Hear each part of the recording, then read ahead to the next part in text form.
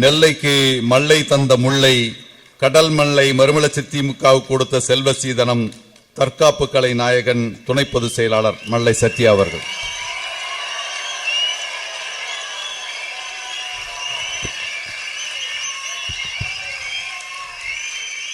தாழ்ந்த தமிழ்நாடு, தன்மானம் இழந்த தமிழ்நாடு, ஊக்கம் இழந்த தமிழ்நாடு, உள்வெளி இழந்த தமிழ்நாடு, கலையை உலக தமிழ்நாடு, கடவுளின் லட்சணங்கள் அறியாத தமிழ்நாடு, வடக்கினில் தமிழர் வாழ்வை வதக்கி பின் தென்கே வந்து இடக்கிணை செய்ய நினைத்த எதிரியை அடக்கடா என்றுரைத்த அறங்காத்த தமிழே, தடைக்கற்கள் உண்டென்றால் தடந்தோல் உண்டென்று என்று சிரித்தாய் என்று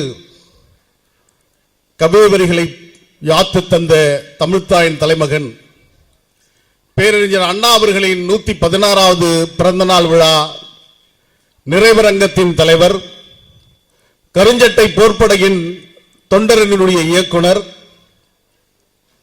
மாமன்றத்துடைய பெருமைக்குரிய உறுப்பினர், வடசென்னை கிழக்கு மாவட்ட கழகத்துடைய ஆற்றல் மிகுந்த செயலாளர் அண்ணன் தளபதி சுஜீவன் அவர்களே, உரையாற்றி இருக்கின்ற அண்ணன் DC ராஜேந்திரன் அவர்களே, பிற்பகல் அமர்வில் சில நாட்களுக்கு முன்பாக 10 மாதம் சுமந்து தன்னை பெற்றெடுத்த தாயை இழந்த அந்த துயரம் நிறைந்த நிகழ்விலும் இந்த மாநாட்டை வெற்றிகரமாக நடத்தி தந்திருக்கின்ற மாமன்ற உறுப்பினரும் தென்சென்னை கிழக்கு மாவட்ட கழகத்துடைய ஆற்றல் மிகுந்த செயலாளருமான வழக்கறிஞர் சைதை சுப்பிரமணியம் அவர்களே, நன்றி நபல காத்திருக்கின்ற கழககுமார் அவர்களே, நிறைவரங்கத்தின் நிறைவு பெறு ஆற்றுவதற்காக வருகை அமர்ந்திருக்கின்ற கழகத்துடைய பொதுச் செயலாளர், வங்கக்கரையிலிருந்து வவுனியாக்காடு வரை களம் செலுத்திய 2ஆம் கப்பலோடைய தமிழன், அலுவல் போனால் போகட்டும், சலுகைகள் போனால் போகட்டும், தலைமுறை கோடி கண்ட என் தமிழ் விடுதலையாகட்டும், போனால் போகட்டும், என் புகழ் விழுந்தான் நிலை ஆகட்டும், தேனாலான செந்தமிழ்தான் திக்கட்டுமே ஒன்று நிற்கட்டும்,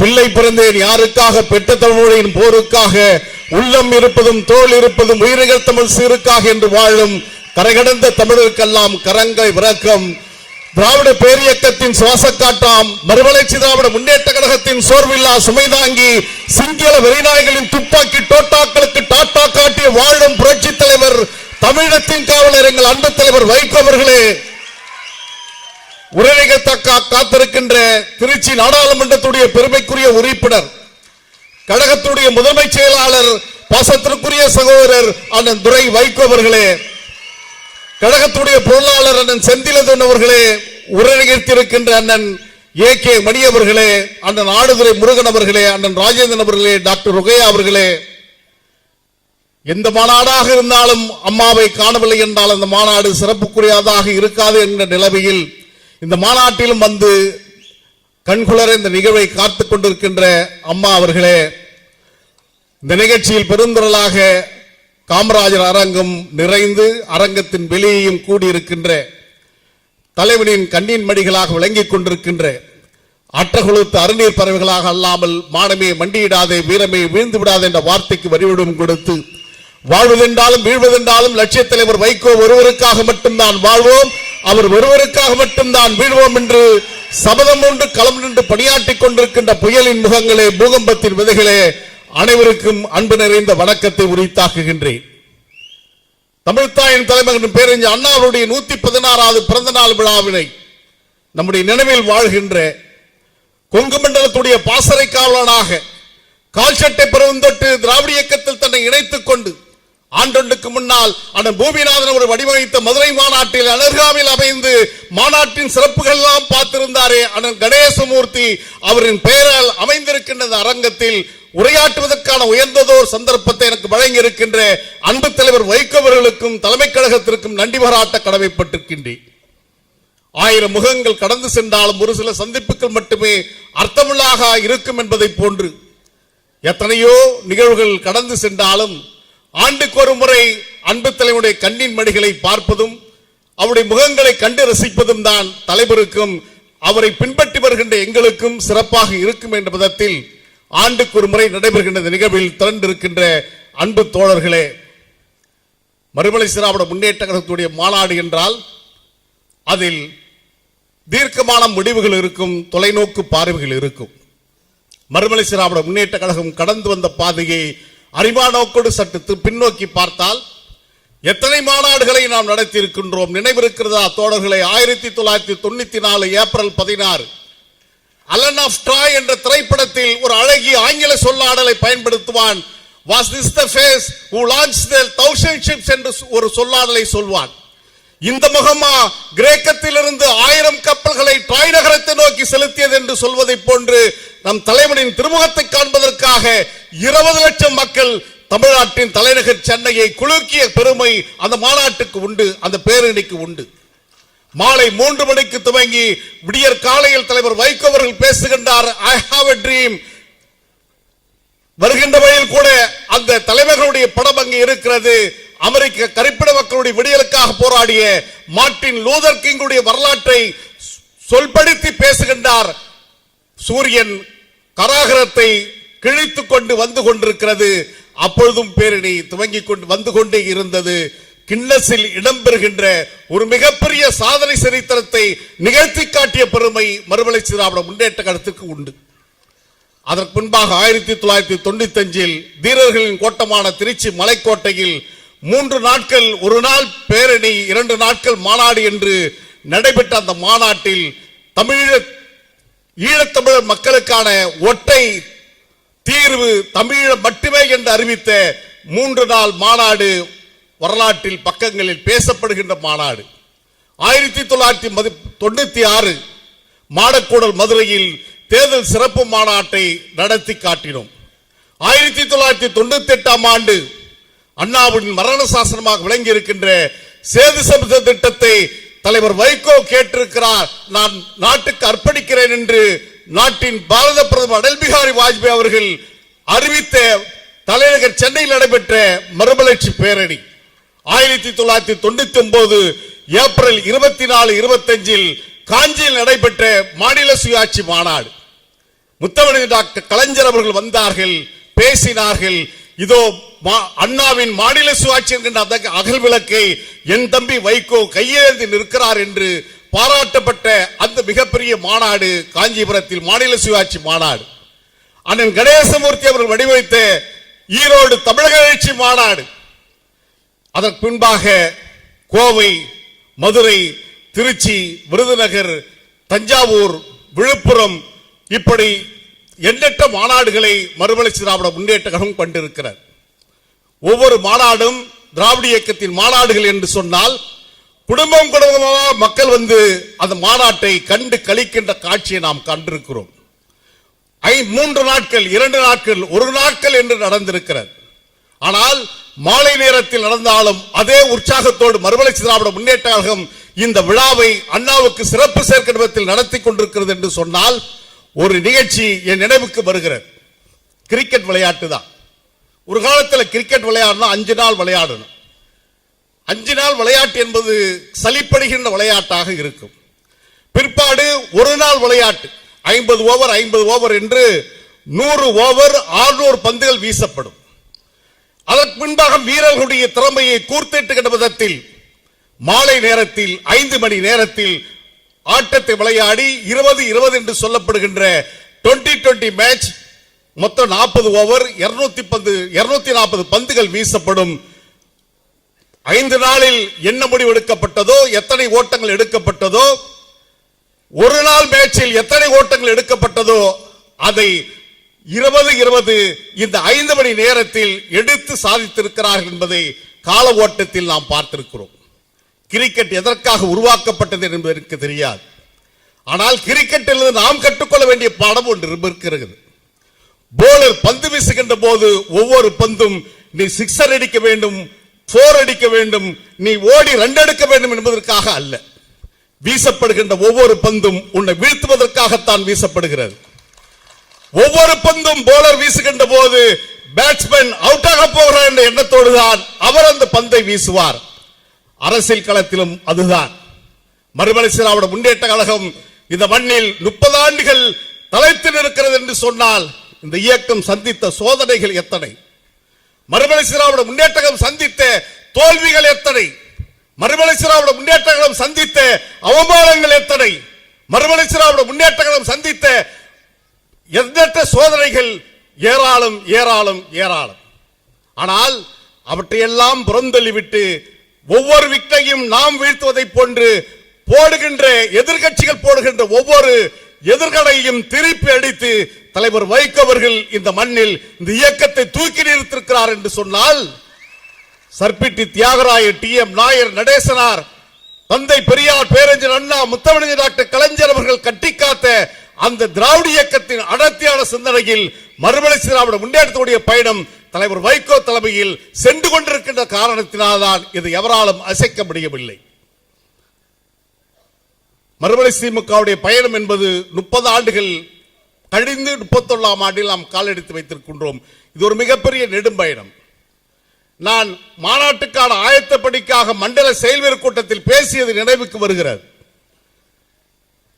சில நாட்களுக்கு முன்பாக ஆகஸ்ட் 10ஆம் தேதி கத்தோலிக்க கிறிஸ்தவ சபையின் செங்கப்பட்டு மறைமாவட்டத்துடைய பேராயர் மேதகு டாக்டர் நீதிநாதன் தலைமையில் ஒரு உரையாற்றுவதற்காக ஒரு கூட்டத்திற்கு என்னை அழைத்திருந்தார்.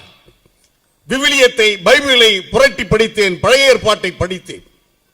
பழைய ஏற்பாட்டில் ஆடு மாடு மேய்த்துக் கொண்டிருந்த யூதன் மோசேவை அடையாளம் காண்கின்றார். கர்த்தர் என்கின்ற கடவுள் அவர் முன்பாக ஒரு முச்செடியில் ஒரு ஜோதி வடிவமாக ஒரு நெருப்பு வடிவத்தில் அவர் தன்னை அடையாளப்படுத்திவிட்டு அவரிடம் பேசுகிறார். மோசே, உன்னை கடவுள் தேர்ந்தெடுத்திருக்கிறார். எதற்காக என்று சொன்னால், அதோ எகிப்து தேசத்தில் 430 ஆண்டு காலம் இஸ்ரவேலர்கள் அடிமைப்பட்டு கிடக்கின்றார்கள். அடிமைப்பட்டிருக்கின்ற இஸ்ரவேலர்களை மீட்டு வருவதற்காக உன்னை நான் அனுப்புகிறேன் என்று சொன்னபோது, கர்த்தரின் கடவுளின் வார்த்தையை ஏற்றுக்கொண்டு அவர் செய்ய நினைத்த அத்தனை அற்புதங்களும் செய்து காட்டிவிட்டு எகிப்தின் பன்னன் பாரோவனையும் இஸ்ரவேலர்கள் நம்ப வைத்து அவர்களும் அங்கிருந்து மீட்டுக் கொண்டு வருகின்ற போது, கட்டாந்துறையை கடந்து பாலைவனங்களை கடந்து ஒரு இடத்தில் இனி கடக்க முடியாது என்று செங்கடைக்கு முன்னால் நின்ற போது இஸ்ரவேலர்கள் சபித்தார்கள். நாங்கள் அங்கேயே இருந்திருப்போம், எப்படியோ செத்து போயிருப்போம், எப்படி இருந்திருப்போம், ஆனால் உன் பின்னால் வந்து இதோ இந்த கடலில் ஜலசமாதியாக போகிறோமே என்று ஏங்கிய போது, ஏசிய போது மோசே அந்த செங்கடலை பிறக்கின்றார். செங்கடலை பிளந்து இஸ்ரவேலர்களை பாதுகாப்பாக அழைத்துச் சென்று அக்கறைக்கு சேர்க்கிறான். பின்தொடர்ந்து வருகின்ற பாரோவன் மன்னனுடைய படை ஒட்டுமொத்தமாக அந்த செங்கடலில் ஜலசமாதியாகின்ற காட்சியை நிறைவேற்றி காட்டுகிறார். பயணம் தொடர்ந்து கொண்டிருக்கிறது. ஒரு நாள் அல்ல, 2 நாள் அல்ல தோழர்களே, நம்மை போன்று 30 ஆண்டுகள், மோசேவன் 30 ஆண்டுகள் பயணத்தை மேற்கொண்டிருக்கிறார். ஒரு நாள் கர்த்தர் மலையின் உச்சிக்கு மோசேவை அழைத்து சென்று, அதோ நீ காண்கின்றாயே, அதுதான் ஆசீர்வதிக்கப்பட்ட பூமி, அதுதான் தேனாரும் பாலாரும் பாய்கின்ற பூமி, இஸ்ரவேலர்களை அங்கேதான் கொண்டு சேர்க்க வேண்டும். உன்னால் இந்த பயணத்தை தொடர்ந்து முன்னெடுக்க முடியாத சூழல் ஏற்படுமையானால் இதோ ஜோசுவாவை நான் நியமிக்கிறேன் என்று சொல்லி ஜோசுவாவை அந்த இடத்திற்கு வைத்து அவனும் ஜோர்தான் நதியை பிளந்து அடுத்த 40ஆம் ஆண்டில் ஆசீர்வதிக்கப்பட்ட பூமிக்கு சென்று சேர்ந்தார்கள் என்று சொன்னால், ஆண்டவனால் ஆசீர்வதிக்கப்பட்டவர்களுக்கு இந்த சிலுவைப்பாடு என்று சொன்னால் நாம் சாமானியனவர்கள். ஆனால் தலைவர் வைகோ மிக சக்தி வாய்ந்தவராக, உறுதியானவராக இருக்கின்ற காரணத்தினால் அந்த தலைவனின் பின்னால் நம்பிக்கையோடு களத்தில் நின்று கொண்டிருக்கின்றோம். 40ஆம் ஆண்டில் காலெடுத்து வைக்கின்ற போது வெற்றி சரித்திரத்தை நிச்சயம் மறுமலர்ச்சி திமுக பெற்றே தரும் என்பது காலத்தின் இட்டக்கட்டளை என்பதை நாம் மறந்துவிடக் கூடாது. மறுமலர்ச்சி திராவிட முன்னேற்ற கழகத்துடைய மாநாடு அண்ணாவுக்கான மாநாடு. அண்ணாவுடைய பண்புடன் என்ன? அண்ணா, இறுதியாக சொல்லுகிறேன், 1967ஆம் ஆண்டு ஒரு மிகப்பெரிய கூட்டணி அமைத்து தேர்தல் களத்தை சந்திக்கிறார். ஆதரிக்க வேண்டிய தந்தை பெரியார் சூறாவளி சுற்றுப்பயணம் செய்து எதிர்க்கிறார். திமுக வெற்றி பெறக்கூடாது என்று நினைக்கிறார். மக்கள் அண்ணாவுக்கு மகுடம் சூட்டுகின்றார்கள். அண்ணா முதலமைச்சராக தேர்வு செய்ய போகிறார்கள். ஆனால் அண்ணா அவருக்கே இருக்கின்ற பண்பு நலன், அண்ணா தன்னை ஆளாக்கிய தலைவனுக்கு காணிக்கையாக்க வேண்டும் என்பதற்காக திருச்சியில் இருக்கின்ற பெரியாரை நோக்கி செல்லுகிறார்.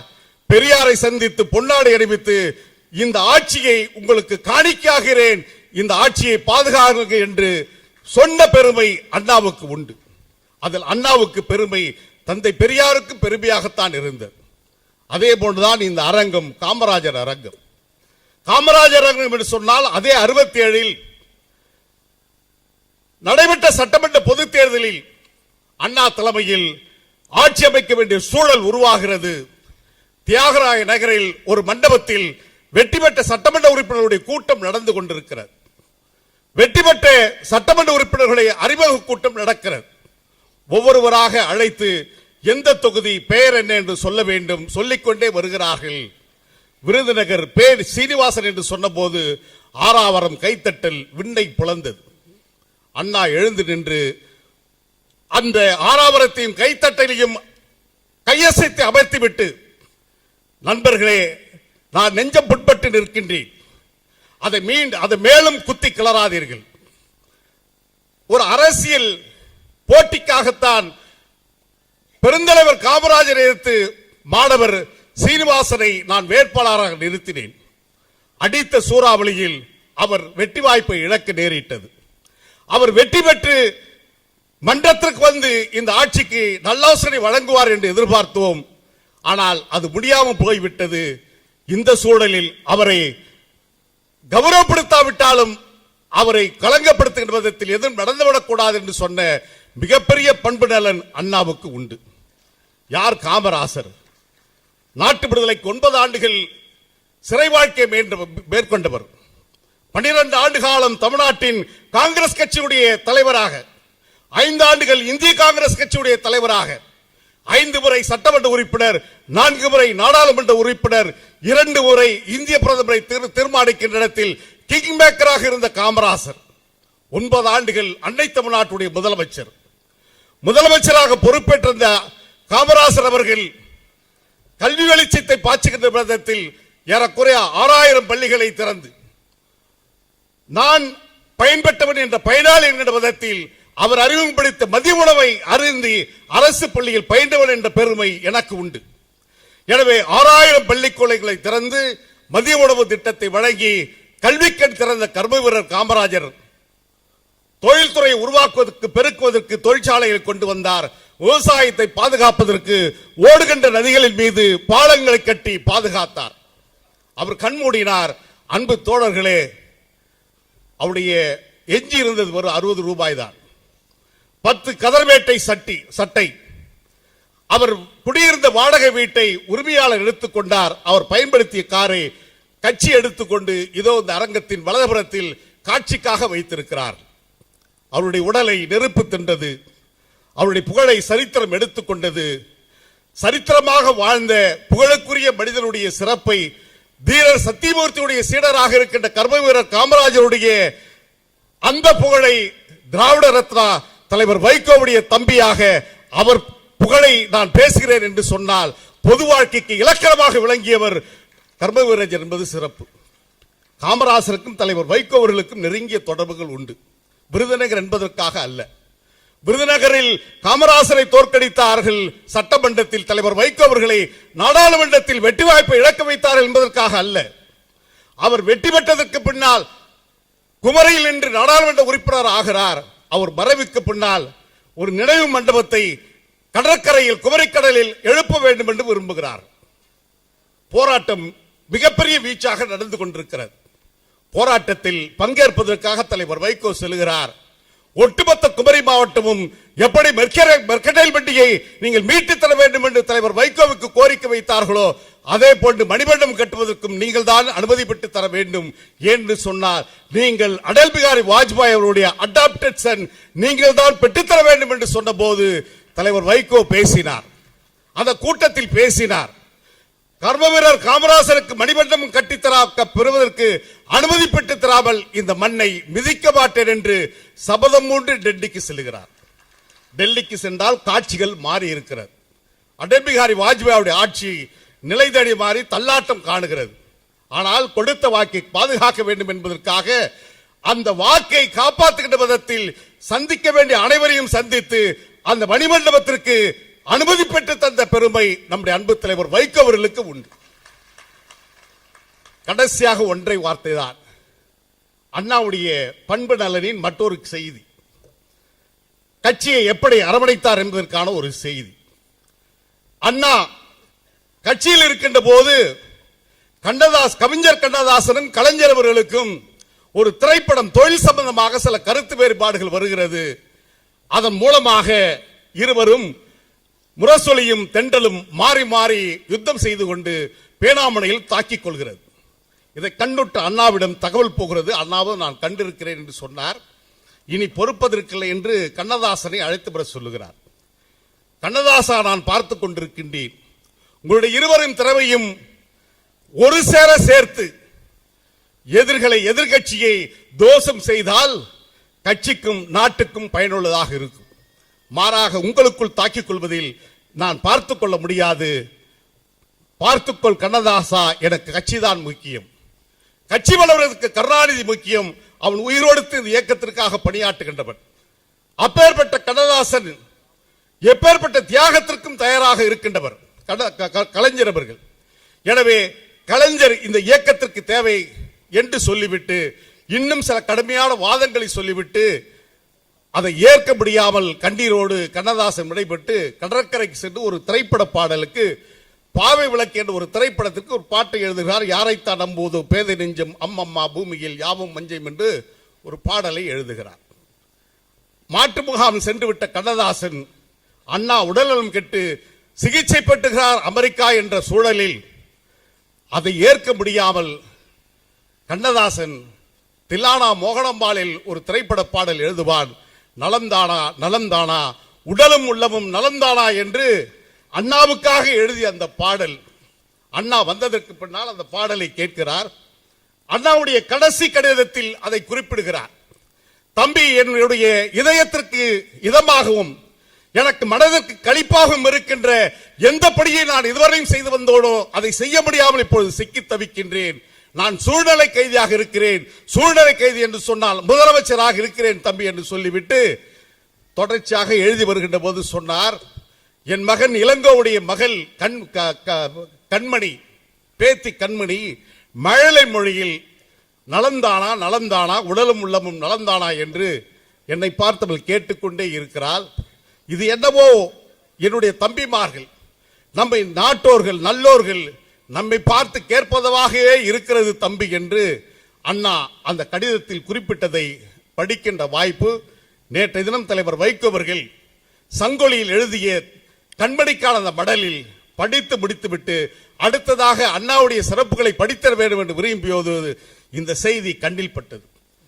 மறுமலை திராவிட முன்னேற்ற கழகம் அன்பு தலைவர் வைகோ அவர்களே, இவ்வளவு நாள் இந்த இயக்கத்தில் இருக்கின்றோம், என்ன வேண்டும் என்று கேட்பீர்களே, ஆனால் வைகோ மட்டும் வேண்டும் என்று கேட்போம் என்று சொல்லி இடம் சார்கின்றேன். நன்றி, வணக்கம்.